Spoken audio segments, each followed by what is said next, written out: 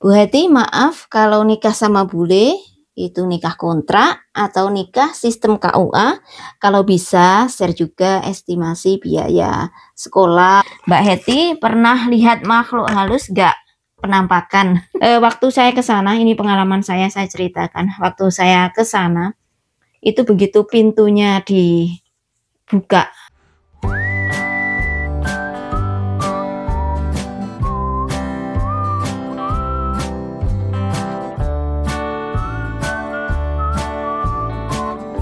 hai teman-teman, selamat malam dari Amerika Utara. Assalamualaikum warahmatullahi wabarakatuh. Apa kabar kalian? Semoga dimanapun teman-teman berada senantiasa dalam lindungan Tuhan Yang Maha Kuasa. Amin.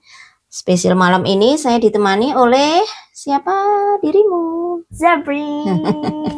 Kita ditemani oleh Zabrin menyapa teman-temanku semuanya dimanapun kalian berada.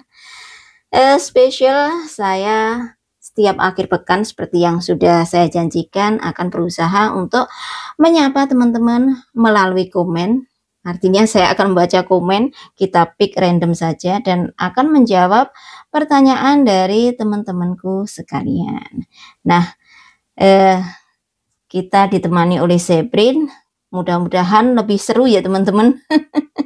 Yuk Zabrin, kamu mau bantu baca di the comment? Can you? No. Nah, kamu di sini ngapain? Huh? What? Kamu di sini ngapain? What are you doing here? In the camera. Being your assistant. Ya, ingin menjadi asisten teman-teman, tapi nggak bantu apa-apa. Nah, komen yang pertama adalah dari siapa ya ini? Dari Mbak Siti Rohmah 4104. Beliau komen begini teman-teman. Bu Heti, maaf kalau nikah sama bule itu nikah kontrak atau nikah sistem KUA, susah nggak urus surat-suratnya? Nah, untuk menjawab pertanyaan dari Mbak Siti Rohmah ini, Bu Heti, maaf kalau nikah sama bule nikah kontrak atau nikah sistem KUA, mungkin beliau itu nikah kontrak atau nikah apa ya istilahnya, nikah resmi gitu barangkali teman-teman yang dimaksud beliau ya. Saya nggak tahu kalau bagi sebagian orang barangkali memang ada teman-teman yang nikah kontrak, nikah dengan bule, terus nikah kontrak gitu ya. Saya sendiri nggak bisa menjelaskan apa itu nikah kontrak karena saya belum ada pengalaman, tidak ada pengalaman menikah dengan bule terus nikah kontrak gitu teman-teman. Kalau untuk pernikahan kita sendiri, karena kita beragama Islam atau kita seorang muslim, makanya waktu menikah kita menikahnya di KUA. Jadi ya bisa kalian simpulkan sendiri ya teman-teman, pernikahan kalau sudah di KUA itu tentu pernikahan yang legal karena KUA sendiri merupakan lembaga unit pelaksana teknis Kementerian Agama.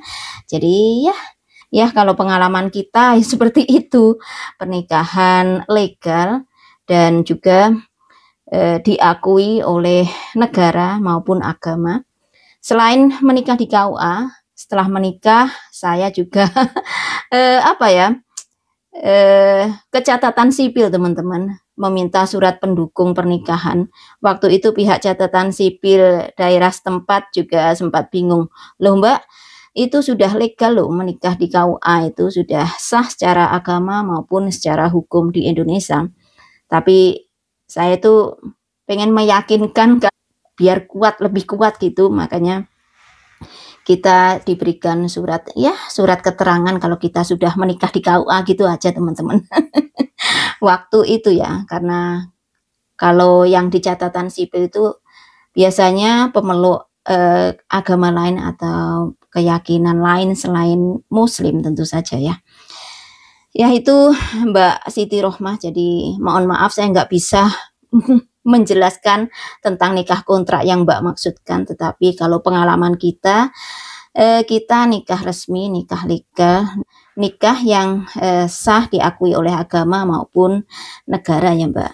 Terus Pertanyaannya lagi, susah tidak urus surat-suratnya? Ya kalau kita sebagai perempuan di Indonesia, kalau menurut pengalaman saya dulu ya seperti halnya menyiapkan surat-surat kalau kita mau menikah dengan orang kita atau sesama Indonesianya saja teman-teman. Tetapi kalau bagi Pak White ya tentu ada yang harus dipersiapkan. Misalnya keterangan kalau Pak White memang benar-benar Muslim, jadi Pak White harus mencantumkan surat dari Islamic Center setempat, Islamic Center di sini, yang menyatakan bahwa beliau merupakan seorang Muslim.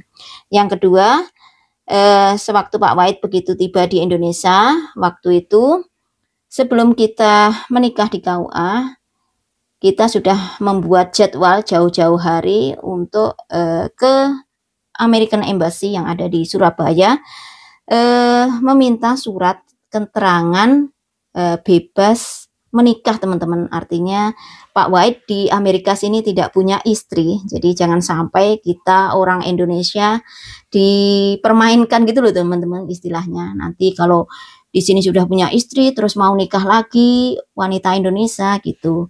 Makanya dibuat regulasi seperti itu ya dari Indonesianya. Dan banyak lagi persyaratan lainnya Mbak, bisa dicek saja di barangkali di website tentang cara-cara menikah dengan WNA. Saya sudah lupa karena sudah lama banget teman-teman ya. Ya barangkali itu Mbak Siti Rohmah, semoga jawaban saya bisa menjawab rasa penasaran jenengan ya. Pertanyaan selanjutnya adalah dari Mas Khairul Anwar 6132. Beliau bertanya, Assalamualaikum Mbak Heti, apik postingane. Nek iso share juga estimasi biaya sekolah Mbak Adel kuliahe.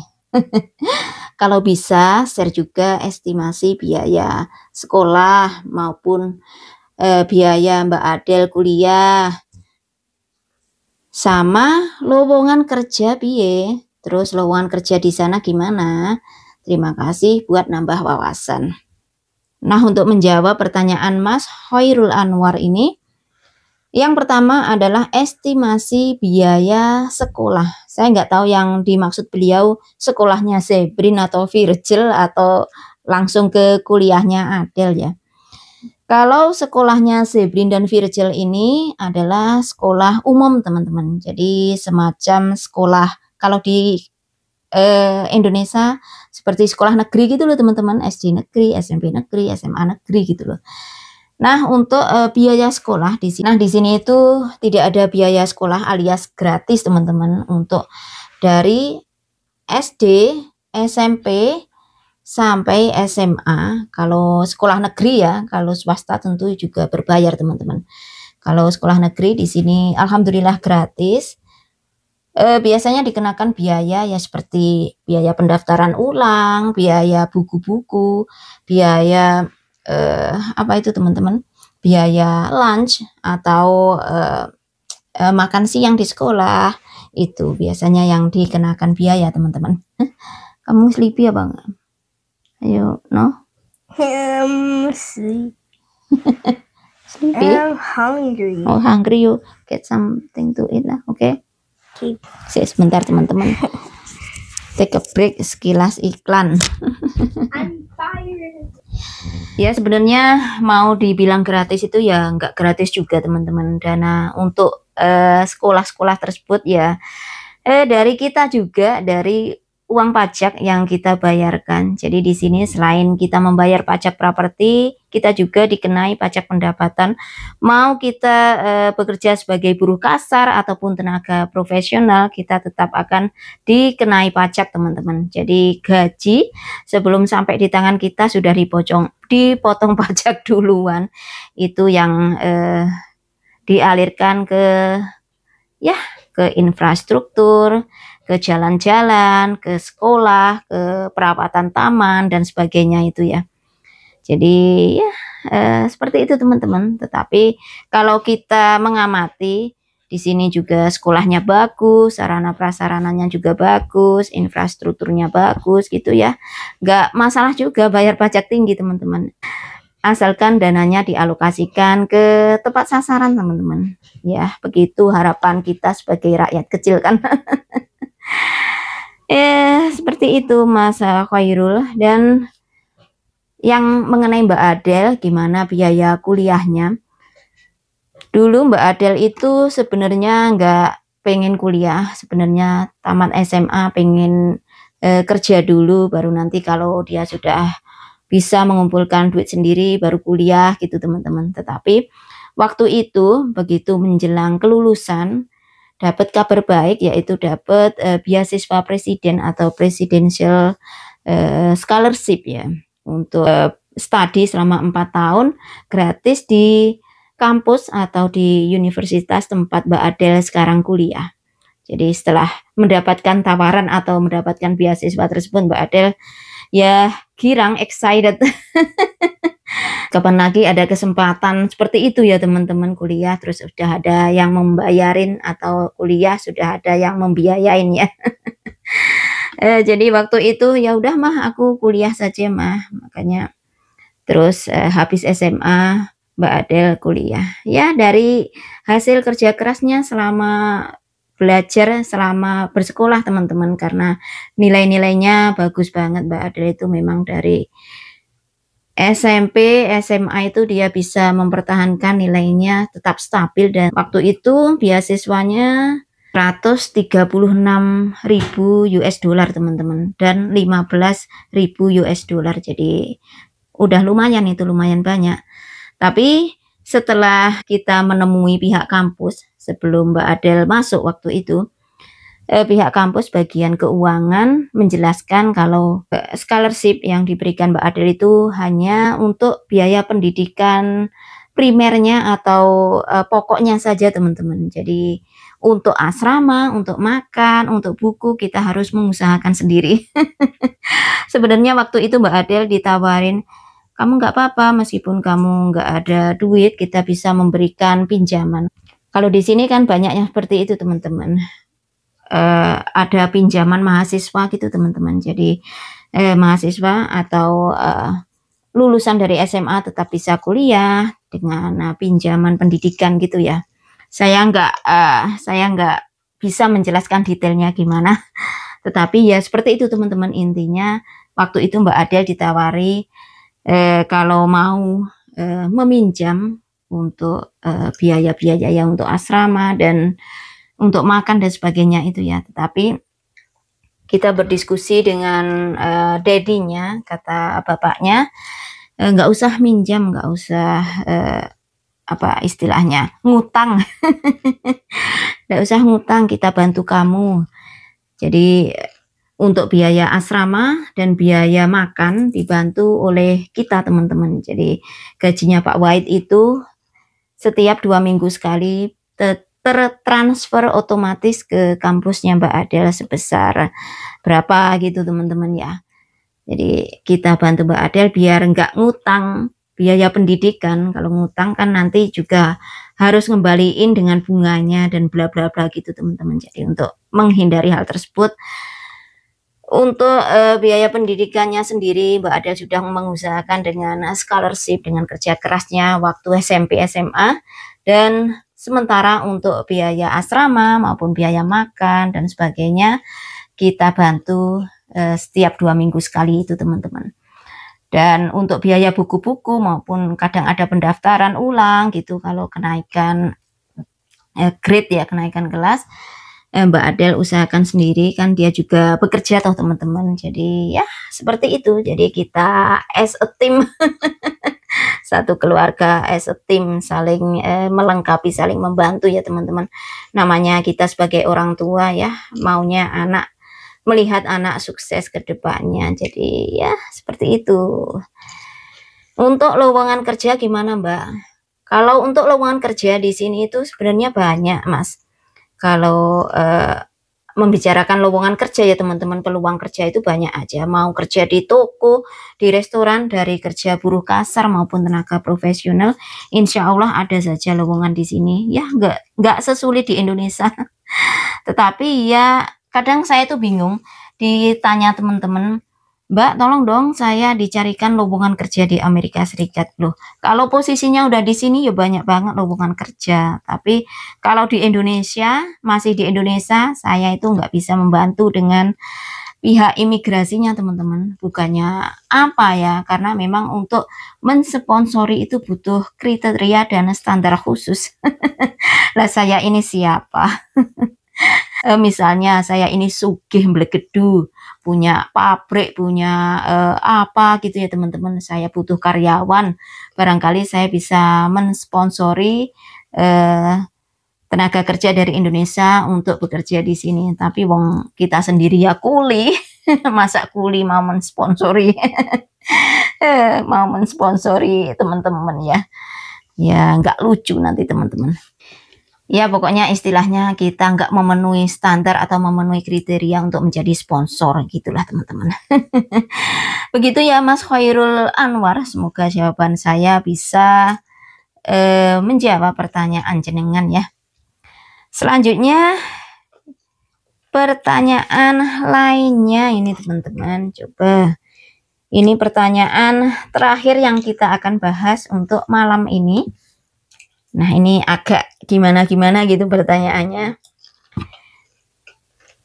Ini dari Sister siapa ini Sebrin? Susanti Ismail. Ya, dari Sister Susanti Ismail. Thank you honey. Nah, pertanyaannya tentang perhantuan ya teman-teman. What's that? You and Mami. Mbak Heti mau nanya. Mbak Heti mau nanya lagi, apakah di sana ada hantu seperti di Indo, kayak semacam gendruwo, kuntilanak, seperti cerita horor Mbak? Terima kasih. Ada lagi satunya, siapa ya ini?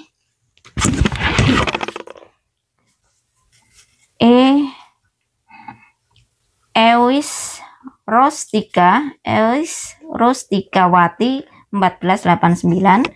Mbak Heti pernah lihat makhluk halus gak? Penampakan. Ditimpali oleh Sis Suciati Des P3G. Iya, saya juga penisirin apa dan ada kuntilanak merah. Semoga dijawab ya sama Mbak Heti.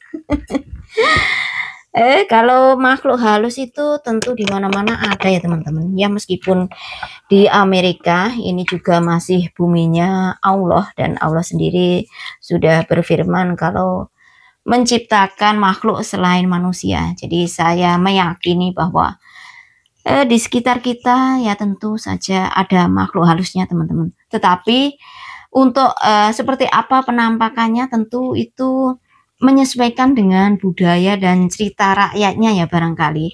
Misalnya di Indonesia ada wewe gombel, kuntilanak, pocong, gendruwo dan sebagainya itu ya teman-teman. Nah di sini ya ada juga hantu-hantu, tapi saya nggak tahu ya teman-teman. Saya alhamdulillah selama saya di sini belum pernah ditampakin hantu. Mudah-mudahan enggak karena saya itu menakut. Mudah-mudahan enggak. Selama saya di sini belum pernah ketemu yang seperti itu. Kalau sensitif kadang bulu kuduk merinding ya teman-teman. Kita pernah ke suatu tempat, nah di Iowa ini ada satu tempat yang merupakan top 10 atau 10 besar tempat paling berhantu di Amerika Serikat. Kalian bisa googling teman-teman. Adalah rumah tempat pembunuhan kapak Villisca ya teman-teman, yang berada di Villisca. Kita pernah ke sana beberapa tahun yang lalu. Videonya juga ada kalau teman-teman mau mengecek ya, Villisca House di Iowa. Jadi di Iowa sendiri punya beberapa spot tempat berhantu atau tempat yang katanya banyak penampakannya teman-teman. Salah satunya yang ikut dalam 10 besar tempat paling berhantu di Amerika Serikat, ya di rumah tersebut. Waktu saya ke sana, ini pengalaman saya ceritakan. Waktu saya ke sana, itu begitu pintunya dibuka, itu hawanya saya merinding. Itu hawanya nyes gitu ya teman-teman. Barangkali saya nggak tahu apakah karena pikiran saya sudah ke-trigger kalau ini tempat berhantu gitu. Jadi ya kayak ya beda dengan rumah-rumah biasanya teman-teman. Nah, kalian kalau ke Amerika Serikat silahkan mampir ke Iowa, ke tempat kita, nanti saya ajak ke sana. Kalau nginep juga boleh teman-teman, nginep untuk apa, investigation atau apa ya, ghost investigation atau apa gitu, bayar $400 per malam. Itu biayanya lebih mahal daripada kita nginep di hotel teman-teman, $400. Kalau kalian mau ke sana saya antar. Seperti itu ya. Kalau di sekitar rumah kita alhamdulillah saya belum pernah ketemu yang seperti itu. Ya kalau kadang bulu kuduk merinding kalau pas keluar malam itu kadang ya teman-teman, tapi ya selebihnya alhamdulillah selama di sini saya belum menemui penampakan. Seperti itu ya Mbak, barangkali bisa menjawab pertanyaan jenengan. Jadi kalau di sini ya barangkali kalaupun hantu-hantunya ya hantu ya kayak noni Belanda barangkali loh teman-teman. Saya sendiri juga belum pernah menemui, makanya saya hanya mengira-ngira. Ya udah itu saja 3 pertanyaan yang sudah saya jawab. Semoga bisa menjawab rasa penasaran teman-teman sekalian dan